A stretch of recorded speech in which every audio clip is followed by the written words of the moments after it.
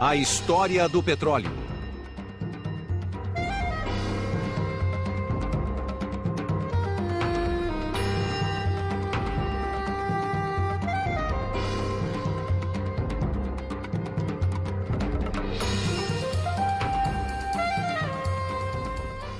Apenas 100 anos depois do início da civilização do automóvel, os especialistas alertam que o homem já queimou cerca de metade das reservas mundiais de petróleo, que a natureza levou milhões de anos para produzir.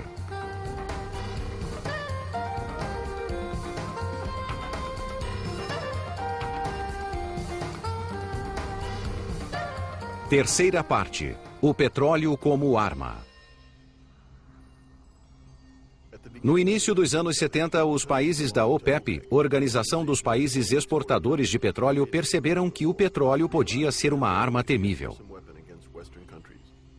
A OPEP produzia cerca de 50% do total mundial.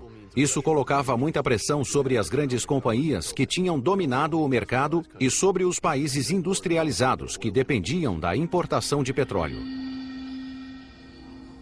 A pressão não vinha apenas dos países com ideologia revolucionária, como Argélia e Líbia, mas também dos países conservadores e dos aliados fiéis dos Estados Unidos, como Arábia Saudita e Irã. Seu objetivo era simples: melhorar a receita do petróleo, aumentando o preço do barril, que consideravam baixo demais.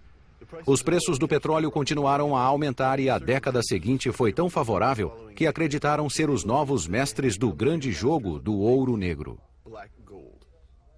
Como é frequente na história, uma guerra deu origem a este episódio memorável. A Guerra do Quipur. Na tarde de 6 de outubro de 1973, Egito e Síria, apoiados pela Jordânia, atacaram Israel. A Quarta Guerra Árabe-Israelense havia começado. As tropas do Egito cruzaram o Canal de Suez e desembarcaram na margem esquerda. O ataque desferido no Yom Kippur, o Dia do Perdão, pegou os israelenses de surpresa e os fez recuar 15 quilômetros. A Guerra do Yom Kippur era local, mas provocou a maior agitação da história do petróleo.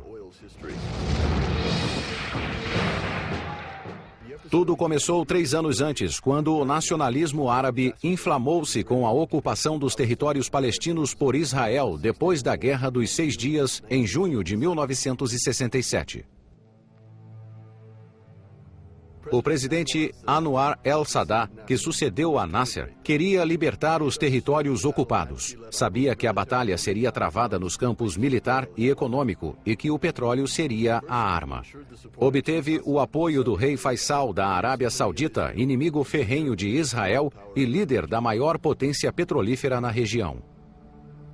Em 1972, o rei Faisal, em visita ao presidente Nixon, alertou o governo americano para mudar sua política sobre a questão palestina, ou haveria retaliação econômica, isto é, com petróleo. O nacionalismo árabe era alimentado pela causa palestina e pelas exigências dos países da OPEP. Na mesma época, houve uma mudança profunda no sistema monetário internacional, que era dominado pelo dólar. Esse sistema fora criado depois da Segunda Guerra durante um encontro dos países aliados em Bretton Woods. Nessa época, os Estados Unidos estavam no auge do poder e possuíam 2/3 das reservas mundiais de ouro.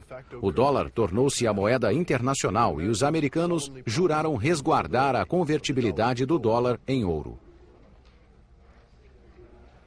Tudo mudou no início dos anos 60. O volume de dólares fora dos Estados Unidos excedeu o valor das reservas de ouro americanas que garantiam sua convertibilidade.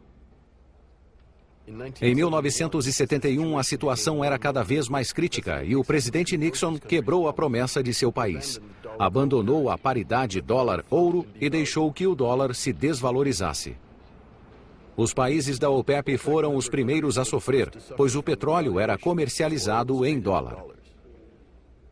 A insatisfação estava no ar e um pequeno incidente bastou para provocar a OPEP. The precipitating event to the rise of OPEC was certainly the October War in 1973, October of 73. It's a dangerous war for Israel. Israel appears for a moment to be on the verge of defeat. The United States in particular comes forward aggressively to supply Israel. In the heat of the war, the Arab nations reach for the one last weapon that they have to use, the so-called oil weapon, and they embargo shipments of oil to the nations supporting Israel, primarily the United States. 10 dias após o início da guerra, Israel se recuperava graças à ajuda americana. Então, a arma do petróleo foi usada. Nos dias 16 e 17 de outubro, representantes de 6 países da OPEP, liderados pelo Sheikh Yamani, ministro do petróleo da Arábia Saudita, e por seu colega iraniano, Amos Zeigar, reuniram-se na cidade do Kuwait e decidiram aumentar em 70% o preço do óleo cru. No dia seguinte, Yamani propôs um corte mensal de 5% na produção, até que Israel saísse dos territórios ocupados.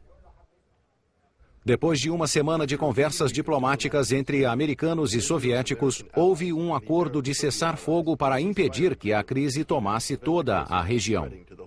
O Conselho de Segurança das Nações Unidas assinou o acordo em 22 e 23 de outubro e decidiu enviar 7.000 soldados do Corpo de Paz para a região. O cessar-fogo fortaleceu a posição dos países da OPEP, que decidiram cortar 25% da produção e criar um embargo total para os amigos de Israel. Os Estados Unidos estavam no alto da lista. We wanted only to attract the international public opinion to the fact that there is a problem between the Arabs and the Israelis. Um último ato dessa rebelião do petróleo aconteceu em Teherã. Em 23 de dezembro, a OPEP aprovou um aumento de 13%. Em 2 meses, o preço do petróleo subiu de $2,5 para $10 por barril. O Shah do Irã declarou: os países industrializados terão de entender que acabou a era de progresso e riqueza proporcionados pelo petróleo barato. A primeira crise do petróleo. Em janeiro de 1974, logo depois das festas de Ano Novo, o preço do combustível disparou e o abastecimento falhou. Esse desastre sem precedentes ficou conhecido como a primeira crise do petróleo. Para o Ocidente, essa crise marcou o fim de 30 anos de riqueza e desperdício de petróleo barato, que parecia inesgotável. Quanta ilusão! A OPEP foi acusada de ser a única responsável por essa catástrofe global. Pela primeira vez foi considerada um cartel agressivo que podia abalar a economia dos países desenvolvidos. Ça a fait l'effet d'un véritable électrochoc sur l'opinion publique et sur le gouvernement. Mais la question se pose quand même que les pays arabes imposent un embargo pendant une guerre, à l'occasion d'une guerre avec Israël, dans laquelle certains pays soutenaient Israël. Bon, à la limite, bon, on le comprend, surtout qu'en Arabie Saoudite, il y avait le roi Faisal très nationaliste, et qui tenait quand même à avoir une politique un peu d'indépendance de son pays sur un sujet crucial pour tout arabe et tout musulman. Mais comment se fait-il que cette organisation des pays exploitateurs de pétrole soit restée plus de 12 ans avec un siège avant à Genève, ensuite à Vienne, quelques réunions, on discute royauté, comptabilité, comment on calcule l'impôt. Tout d'un coup, prend son courage à deux mains, et voilà, on quadruple les prix du pétrole, et qu'ils font ce qu'ils veulent, les pays industrialisés. Mais comment se fait-il un groupe de pays du tiers-monde, c'est-à-dire politiquement faible, militairement faible, économiquement faible, qui imposent leur volonté aux puissants de ce monde, à les pays industrialisés, aux États-Unis, à l'Europe, au Japon. Qu'est-ce que leur a pris? Évidemment, cette version des choses, l'OPEP est devenu un cartel, tout le monde l'appelle cartel, le pétrole. Mais qu'est-ce qui arrive? Cette version des choses, c'est du cinéma. Du cinéma pur et simple. Parce que les choses ne sont pas comme ça, c'est comme ça. Jamais, jamais, au grand jamais, l'OPEP n'aurait quadruplé, n'aurait osé augmenter ça si les prix de ne serait-ce que les 10% n'ont pas été quadruplés, s'il n'y avait pas quelque chose derrière. O aumento dos preços foi causado pela ameaça que pairava sobre os países industrializados, e em especial sobre os Estados Unidos, desde o final dos anos 60. Nessa época, o presidente Nixon fora alertado de que o país dependia cada vez mais do petróleo do Oriente Médio. O petróleo era tão barato que a médio prazo podia acabar com a indústria petrolífera americana, cada vez menos competitiva devido à diminuição das reservas nacionais. Como resolver o problema sem arruinar os magnatas americanos do petróleo? Je crois que derrière le premier choc pétrolier, au-delà de ce qu'on cite toujours, la guerre du Kippour, octobre 1973, il y a des raisons fondamentales pour lesquelles un changement était nécessaire et une hausse forte des prix était presque inévitable. On était sur un rythme de croissance des productions et des consommations mondiales de pétrole au cours des 30 années précédentes, entre 6 et 7% par an, donc presque un doublement tous les 10 ans. Et ça n'était pas tenable sur le long terme. Il y a d'ailleurs des gens qui avaient déjà lancé un cri d'alarme, c'était le Club de Rome. Alors ils avaient parlé du pétrole et d'autres choses, de la nourriture, de l'eau, d'un certain nombre de ressources minérales. Mais pour le pétrole, c'est évident que le rythme n'était pas soutenable et que pour casser ce rythme, quelque chose devait se produire, et ce quelque chose, ça a été l'envolée des prix. A súbita explosão dos preços provocou uma enorme mudança na indústria petrolífera e redefiniu o papel das grandes companhias.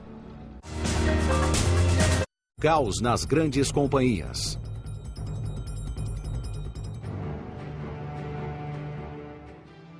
No final dos anos 60, as grandes companhias controlavam todo o processamento do petróleo, do poço às bombas. Usavam o modelo de integração vertical criado 100 anos antes por John Rockefeller. Em 1870, Rockefeller fundou o primeiro império petrolífero, a Standard Oil Company. Depois da primeira crise do petróleo, as grandes companhias foram obrigadas a fazer mudanças drásticas. The majors proved incredibly adaptive, as they always have in their history, to the crisis of the 1970s. They quickly understood that the ground had shifted underneath their feet, and they went about the business of finding a new stance to take toward the producing nations and toward OPEC, capitalizing on their access to the most modern technology. They retained much of the business they had done in the past on different terms, as contractors as opposed to owners. This adaptation proved to be successful for the major oil companies, although it did make their business much more difficult to manage on a worldwide basis. Em consequência da crise de 1973, os países da OPEP assumiram o papel das grandes companhias, nacionalizando e controlando suas reservas de petróleo. Pour simplifier tout ça en deux chiffres, à la veille du choc pétrolier, les sociétés pétrolières privées, enfin privées au public internationales, contrôlaient 80% des réserves et les sociétés nationales des pays producteurs 20%. 10 ans après, c'est les pourcentages inverses, qui sont toujours les pourcentages actuels, c'est-à-dire que les sociétés nationales des pays producteurs contrôlent 80% des réserves mondiales et les sociétés pétrolières internationales 20%. Well, the oil companies, they were happy to withdraw from deciding the price of oil. They were as the buffer element between the producers and the consumers. And after the October War, and they felt that the heat is too much, they decided to withdraw. They even refused to negotiate with the oil producers about the price of oil. However, a high price of oil is very good for the oil companies. They make a real handsome profit. And this is what happened. And they used that huge profit in investments to explore and develop alternative sources of supply. A transferência do poder entre as grandes companhias e os países da OPEP mudou completamente as regras do mercado do petróleo. Tant que c'était les mêmes groupes qui géraient l'amont et l'essentiel de l'aval, avec un système de prix relativement stable, le commerce se faisait sur la base de contrats essentiellement moyen-long terme, avec des prix qui étaient les prix officiels des sociétés. C'était la base des contrats. À partir du moment où l'OPEC a pris le contrôle, première conséquence, les sociétés ne contrôlant plus l'ensemble de la chaîne vont se mettre à avoir une bien moins bonne visibilité de leurs sources d'approvisionnement et donc s'approvisionner à beaucoup plus court terme. As incertezas provocadas pelo desaparecimento do sistema oficial de preços causaram o surgimento de um mercado livre, no qual o petróleo era comercializado a curtíssimo prazo. Era chamado de mercado à vista e comandado pelos operadores. Caracterizava-se por flutuações de preço rápidas e significativas. Assim, o valor de uma única carga de petróleo, seus proprietários e seu destino podiam mudar várias vezes enquanto era transportada. O mundo ocidental diante da crise. O aumento dos gastos com petróleo nos países industrializados, em especial na Europa, provocou uma inesperada crise econômica e social, desemprego, falências, fechamento de empresas e estagnação. Uma nova palavra foi criada: estagflação. A população dos países ricos havia esquecido essa realidade desde os anos do pós-guerra. Esse não foi o único elemento negativo nesse alerta de emergência. Pela primeira vez, especialistas e pessoas comuns perceberam a ameaça do esgotamento de uma energia fóssil não renovável como o petróleo. Na Europa, aconteceram grandes campanhas de conscientização popular, incentivando as pessoas a economizar energia. Na França, houve a famosa campanha Chasse au gaspillage, caça ao desperdício, que usou técnicas de publicidade multimídia. En France, on n'a pas de pétrole, mais on a des idées. Quand vous restez en deuxième ou en troisième à haut régime, voici ce qui se passe. En passant tout de suite en quatrième ou en cinquième, vous allez aussi vite, en consommant moins et sans fatiguer votre moteur. Passez en quatrième ou en cinquième et économisez du carburant. Vous aussi, chassez le gaspille. Ne jetez pas vos kilowattheures par les fenêtres. Oui, au lieu de faire votre lessive pour 3 fois rien, remplissez votre appareil. Vous ferez des économies.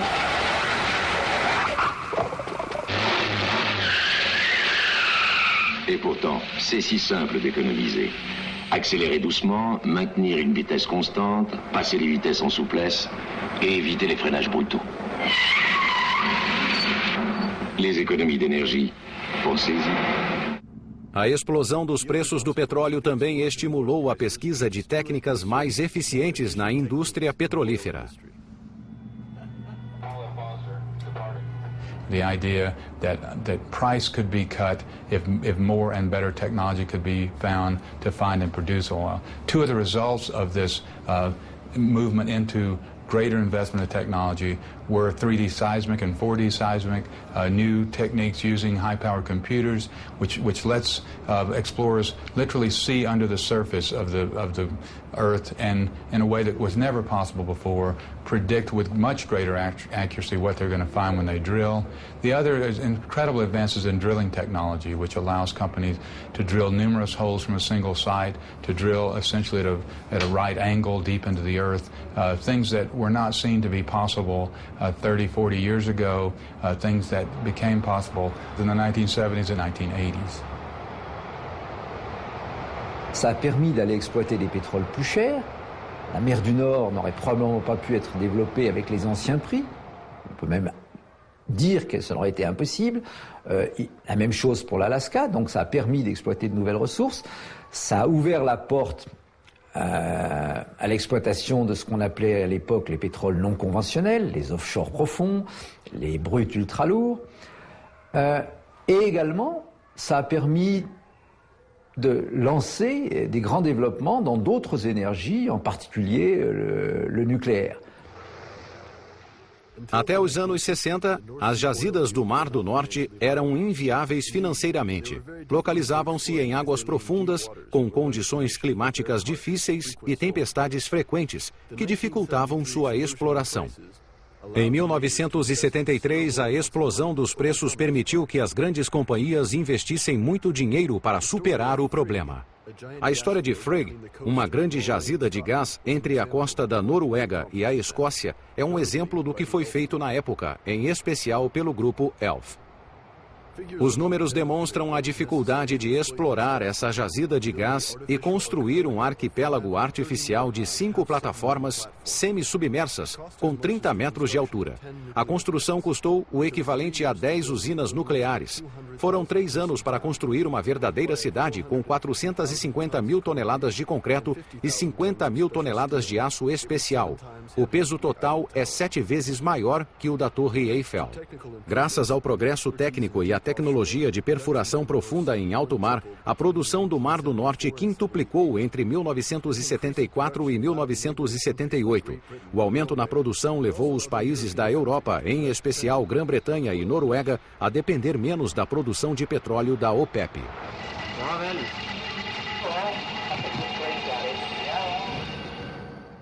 Os americanos também aproveitaram a explosão dos preços para relançar seus programas de exploração em áreas difíceis, como a Baía de Prudhoe, no norte do Alasca.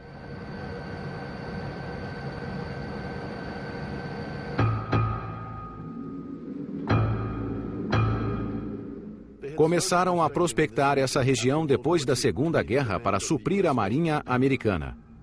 Apesar das descobertas promissoras, desistiram devido às duras condições do clima no Ártico. A prospecção recomeçou no início dos anos 70. Ainda era preciso resolver o problema do transporte de óleo cru através de uma região montanhosa com temperaturas extremas e terremotos frequentes.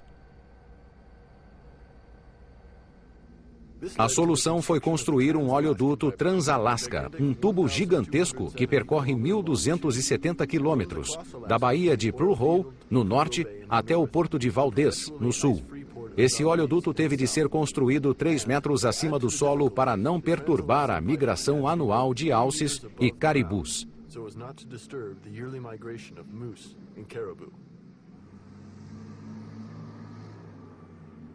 Valeu a pena. Nos últimos 30 anos, o norte do Alasca tem sido responsável por 25% da produção americana de petróleo.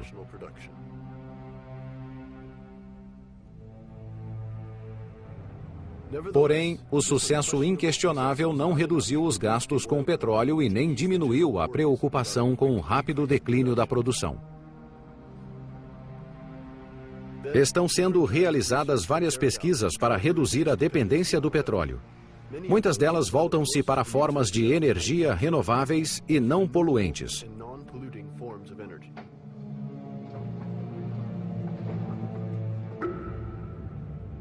Os geradores eólicos surgiram no campo.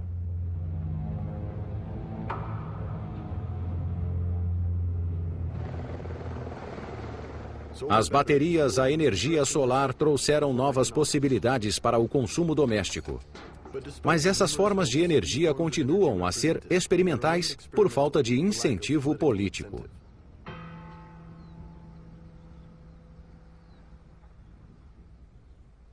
Foi diferente no caso da energia nuclear, que ocupou o primeiro plano no esforço de diversificação energética. A França assumiu a dianteira na construção de usinas nucleares, superando Estados Unidos, Japão e demais países europeus. Atualmente, a França tem o número mais elevado de usinas nucleares per capita. Em 6 de março de 1974, o programa nuclear francês foi lançado por Pierre Mesmer, primeiro-ministro do governo Pompidou. Mais notre grande chance, c'est l'énergie électrique d'origine nucléaire. Parce que nous avons une bonne expérience dans tout ça. Nous l'avons depuis la fin de la Deuxième Guerre mondiale et nous avons développé toutes les activités nucléaires, civiles et militaires depuis une douzaine d'années, comme vous le savez. Et puis aussi parce que maintenant, nous avons la volonté de le faire, car nous croyons que c'est cela la solution à nos besoins. Et nous avons pris aujourd'hui même une décision très importante. Nous avons pris la décision de réaliser en 1974 et 1975 le lancement de 13 centrales nucléaires de 1000 mégawatts chacune, qui coûtent environ 1 milliard de francs actuels chacune. O discurso foi visto como uma vitória dos partidários da energia nuclear, que tinham grande influência sobre a direção da empresa de eletricidade da França. Valéry Giscard d'Estaing, que sucedeu a Georges Pompidou como presidente, foi o articulador desse ambicioso programa.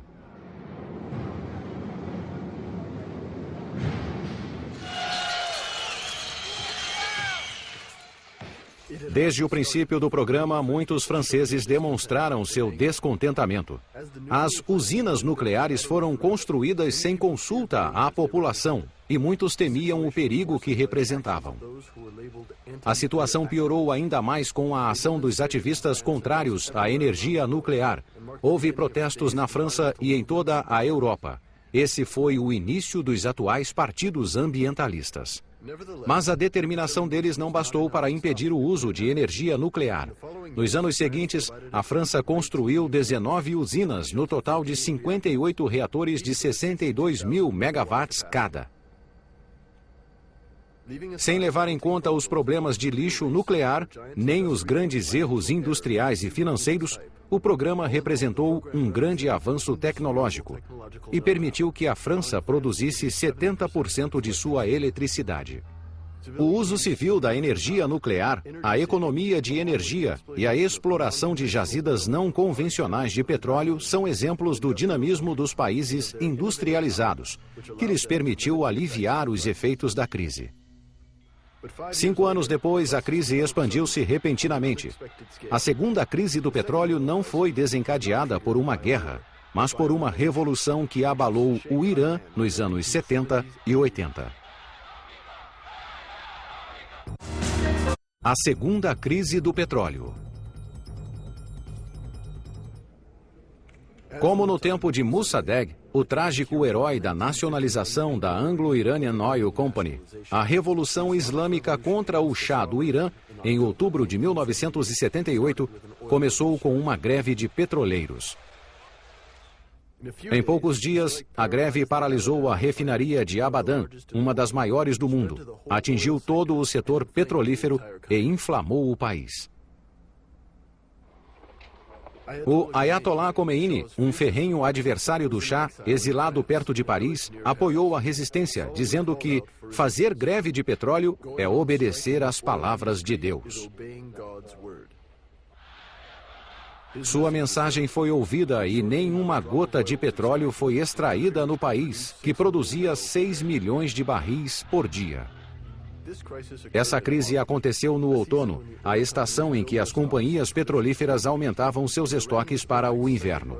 O Irã era o segundo exportador, atrás apenas da Arábia Saudita. A escassez não foi percebida de imediato, pois os demais países da OPEP supriram a produção iraniana. Ainda assim, os preços aumentaram. Essa reação irracional é chamada de histeria de preços pelos especialistas. O que a causou? It's not just an economic phenomenon, it's also a psychological one. It is a broad proclamation to consumers, to politicians, to producers in the developed world that they are no longer in control of their energy destiny. And this, I think, that psychological impact also has long-term inflationary pressures. It's the inflation built on fear, and you can certainly see that in 1978 and 79 with the Iranian Revolution and the price shock that comes then, the doubling of oil again. Part of that is a psychological response to the memory of 1973, where people are saying, here we go again, we no longer control our own energy source, how can we protect ourselves in the future? And that psychological impact bids up the price of oil dramatically in 1979 and 1980.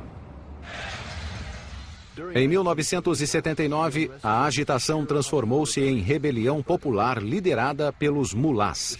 O Shah, doente e enfraquecido, não conseguiu controlar a situação e foi abandonado pelos americanos, exasperados com sua megalomania. O petróleo o levara ao poder depois da queda de Mossadegh, e foi o petróleo que o derrubou. Em 16 de janeiro de 1979, ele foi obrigado a deixar o país e passou o resto da vida no exílio. Em 23 de janeiro, Teherã recebeu como herói o Ayatollah Khomeini. Seu retorno marcou o início da Revolução Islâmica.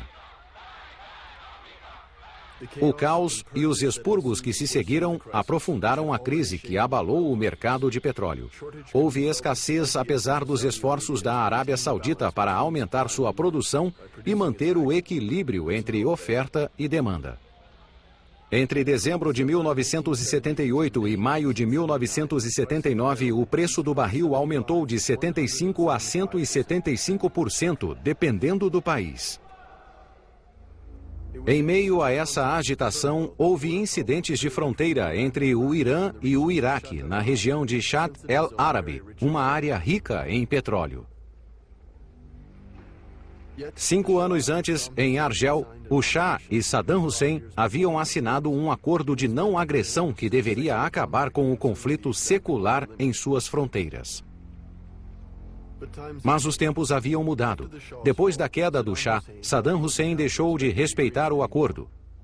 Ele contava com o apoio político e econômico dos países do Golfo, preocupados com o poder do islamismo no Irã e felizes por deixar o trabalho sujo para Bagdá. Os países do Ocidente e a União Soviética também aprovaram o regime moderno e não religioso de Bagdá. Achavam que poderia ser um escudo contra o islamismo xiita e o deixaram livre para agir. Apoiado por negociantes de armas, Saddam Hussein invadiu o Irã em setembro de 1980. Havia dito aos soldados que seria um passeio, mas foram 8 anos de atrocidades de ambos os lados. Soldados fanáticos, ainda crianças, eram usados como escudos humanos. Milhares de pessoas foram mortas ou feridas. O petróleo logo se transformou em trunfo estratégico na guerra entre dois dos mais prósperos países da OPEP. Os campos de petróleo eram alvo de ataques por terra, ar e mar. A destruição em massa aumentou o medo de escassez nos mercados de petróleo e alimentou a especulação. O superaquecimento econômico foi até meados dos anos 80, mais de 10 anos depois da primeira crise do petróleo. O crescimento dos países ocidentais diminuiu, mas os piores efeitos foram sentidos nos países do terceiro mundo, que não produziam petróleo. O aumento dos custos de energia, que representavam até 90% das importações, provocou grandes consequências econômicas e sociais. Os anos 70 iniciaram um longo período de dívidas excessivas, instabilidade política e migração em massa, cuja causa principal foi a crise do petróleo.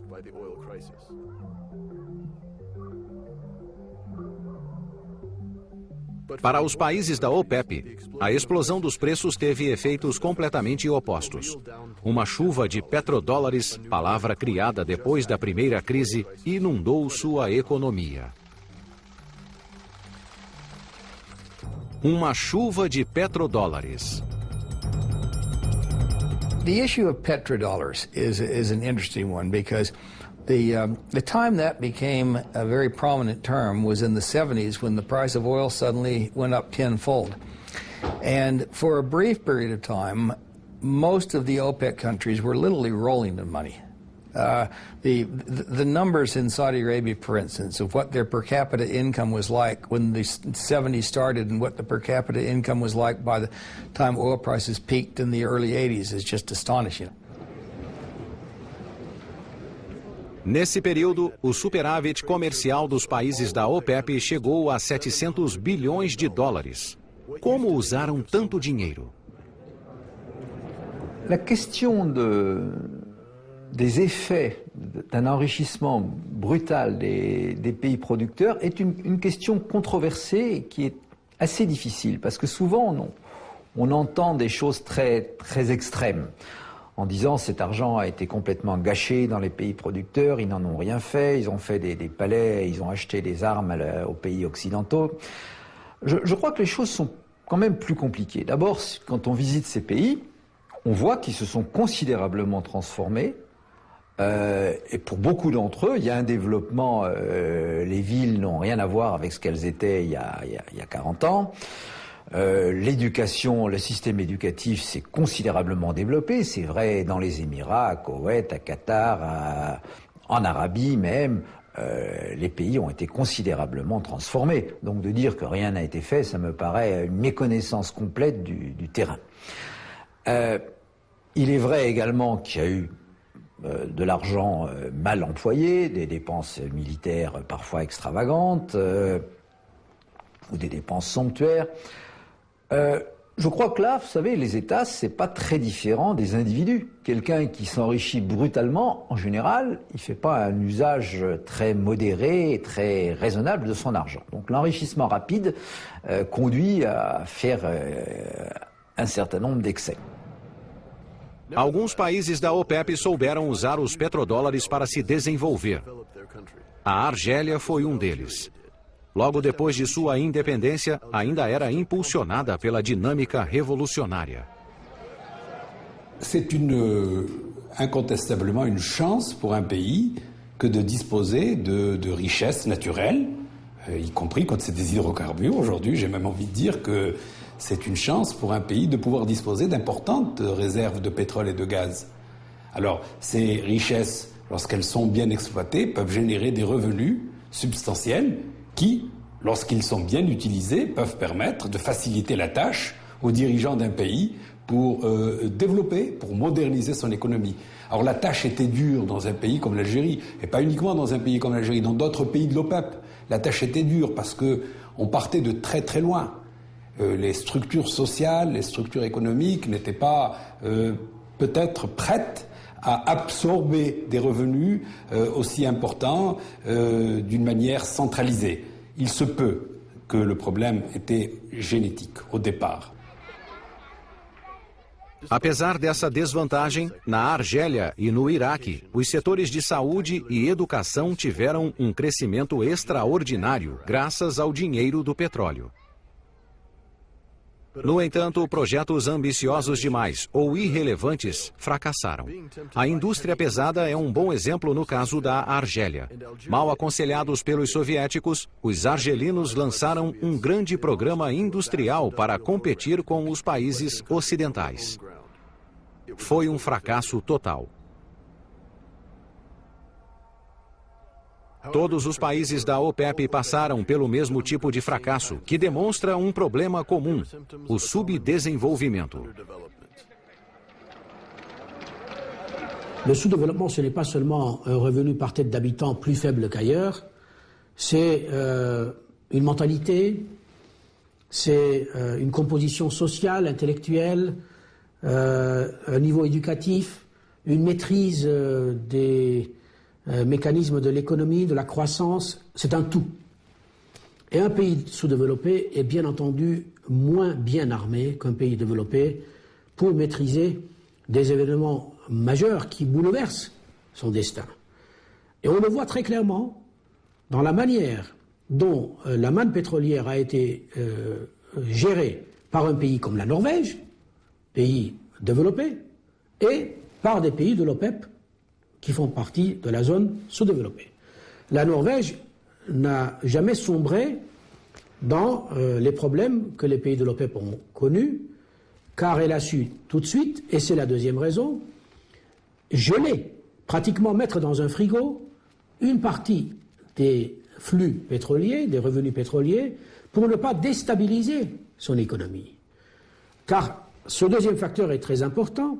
Lorsque dans n'importe quelle économie, qu'il s'agisse dans ce cas d'une économie développée ou d'une économie sous-développée, lorsqu'il y a un facteur déstabilisant qui intervient, soudainement, eh bien, si on n'est pas capable de créer une séparation entre ce facteur et le reste de l'économie, on en subit immédiatement et de manière inéluctable les conséquences.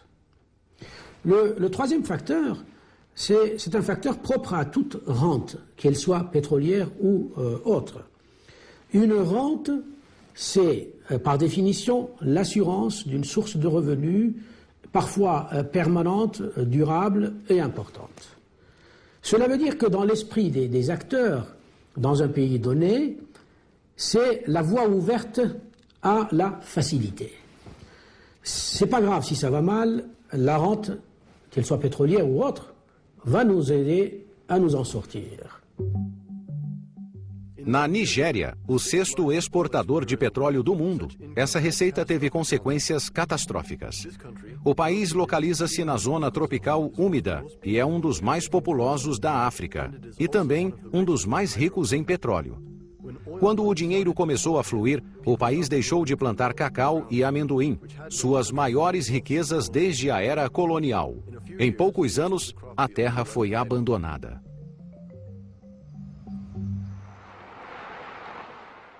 A Venezuela passou pela mesma tragédia, com o declínio da produção de café. As consequências foram as mesmas. Êxodo em massa do campo para as cidades, que se transformaram em barris de pólvora.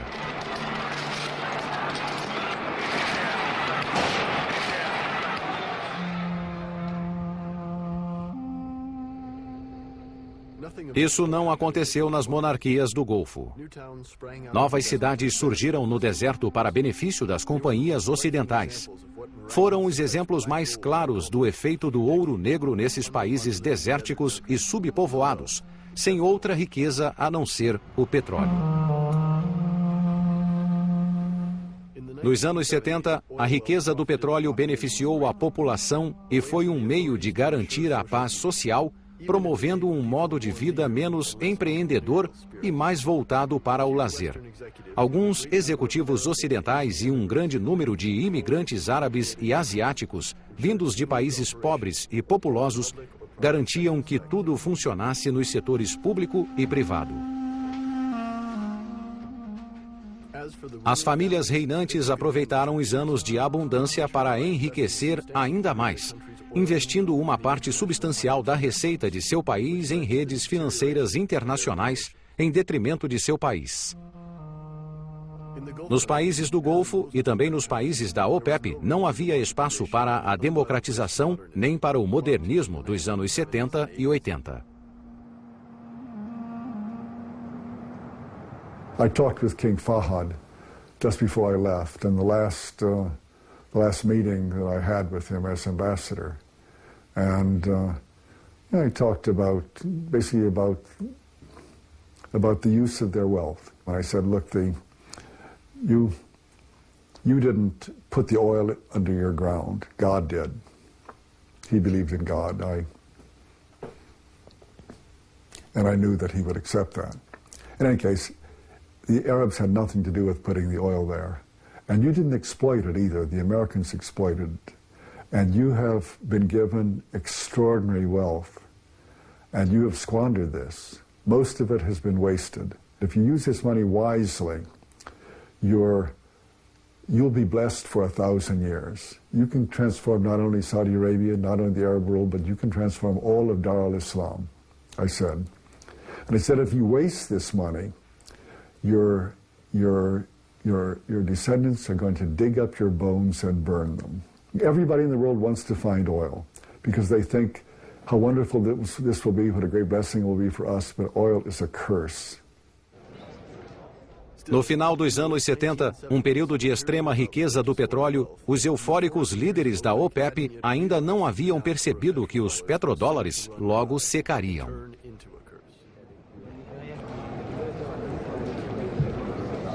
Il est vrai que les gens, à l'époque, ne pensaient pas qu'il y aurait un contre-choc. Tout le monde leur disait « mais ça va continuer à monter ».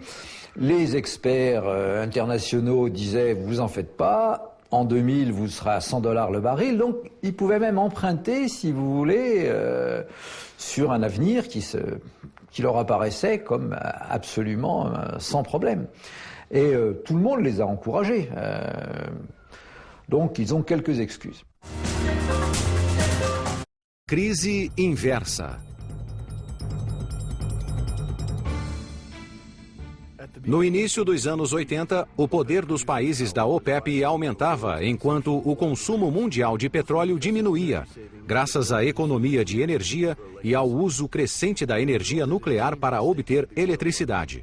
O mercado de petróleo mudou. A sorte passou para o lado dos países consumidores em 1982, quando houve superprodução de petróleo. Existiam todos os elementos para a terceira crise do petróleo, uma crise inversa. Em março de 1982, a OPEP tentou impedir a crise, limitando a produção por meio de cotas, a fim de controlar o mercado. Mas as necessidades financeiras dos países da OPEP continuavam a aumentar e as cotas não foram respeitadas. Os produtores reduziram preços para conquistar mercados. A competição entre os países da OPEP ameaçou a existência da organização. Só a Arábia Saudita respeitou as cotas.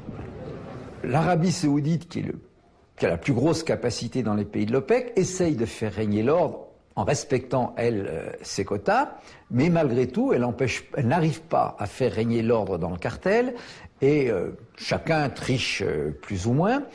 L'Arabie réduit sa production, jusqu'à passer à moins de la moitié de sa capacité, et puis un jour, pendant cette période, les prix s'effritent, entre 83 et 86, ou fin 85, et l'Arabie, un jour, décide qu'elle va reprendre sa part de marché, réaugmenter sa production en faisant des contrats incitatifs pour les sociétés pétrolières internationales à prendre du brut saoudien.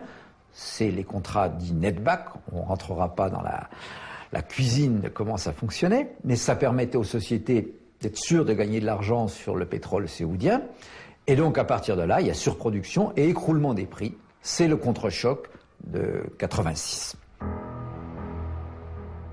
De 1985 a 1986, o preço do petróleo cru caiu de 28 para 14 dólares e chegou a ser cotado a 10 dólares. As consequências foram desastrosas para os países da OPEP, cujas dívidas eram altas. Foi o fim de um período de ilusão. Sheikh Yamani, ex-ministro do petróleo saudita, disse: tudo começou com paixão e alegria. Apesar dos alertas de perigo, alguns decidiram aumentar excessivamente o preço do petróleo. Todos ganharam muito dinheiro e iniciaram megaprojetos de desenvolvimento, como se a riqueza fosse durar para sempre. Fomos vítimas de nossos momentos de prazer.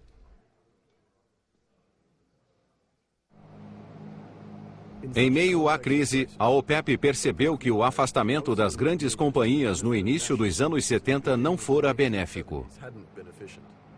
No final dos anos 80, os países da OPEP abriram-se para as companhias estrangeiras a fim de gerir melhor seus recursos petrolíferos. Donc on voit qu'au fond, tout le monde, à des degrés divers, est en train de rappeler les sociétés pétrolières internationales. Et je crois que ça, c'est une des très très grandes leçons. C'est un contre-choc, je dirais, au niveau de la structure de l'industrie. Que chacun se rend compte qu'au fond, les sociétés jouent un rôle utile. Ce ne sont pas des parasites, ce qui a été souvent la façon dont elles ont été décrites à l'époque des nationalisations. Bien évidemment, elles sont là pour faire du profit et de prélever des bénéfices, mais elles apportent des capitaux, et dans certains pays c'est nécessaire, une technicité, un savoir-faire, une organisation. C'est pas tellement la technologie, j'aime pas beaucoup ce terme, c'est beaucoup plus une capacité d'organisation et d'exécution méthodique des choses que les sociétés nationales maîtrisent moins bien. No final de 1986, a crise acabou, deixando os países da OPEP mais fracos e mais pobres. Perderam o antigo poder e, pior ainda, perderam a receita do petróleo que agora favorecia os países consumidores. Mas em 1990, esse frágil equilíbrio foi mais uma vez ameaçado por uma guerra. A Primeira Guerra do Golfo. Em agosto de 1990, 2 anos depois da interminável guerra Irã-Iraque, que quase arruinou os dois países, Saddam Hussein, convencido da própria impunidade, ousou violar um tabu e invadiu o Kuwait, seu vizinho árabe, uma monarquia que também fazia parte da OPEP.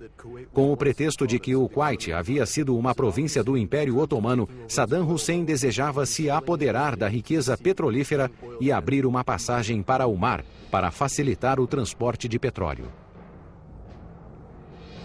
Depois de uma conquista fácil, Saddam Hussein controlava mais de 1/5 do petróleo produzido no mundo. Sua vitória durou pouco. As Nações Unidas condenaram a invasão e autorizaram uma intervenção militar. Uma coalizão de 30 países foi formada sob a liderança dos Estados Unidos, a única superpotência do planeta depois do fim do bloco comunista.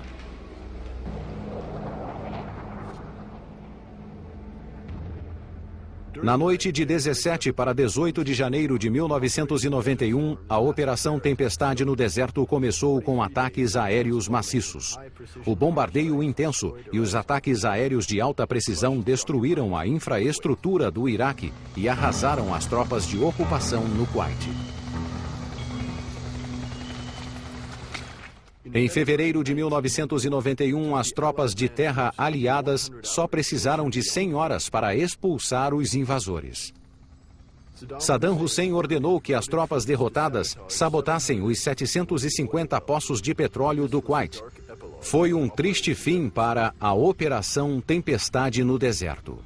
O último conflito petrolífero do século XX podia ter provocado uma grande crise, mas isso não aconteceu. O sistema internacional estava muito mais forte. Nos anos seguintes, a produção supriu um consumo de petróleo cada vez maior. Oculta na calma aparente, uma ameaça global está à espreita. As reservas de petróleo irão se esgotar. As tensões e crises que marcaram a história do petróleo por mais de um século vão se agravar. Como vamos lidar com isso? Esse é um dos maiores desafios para o século XXI.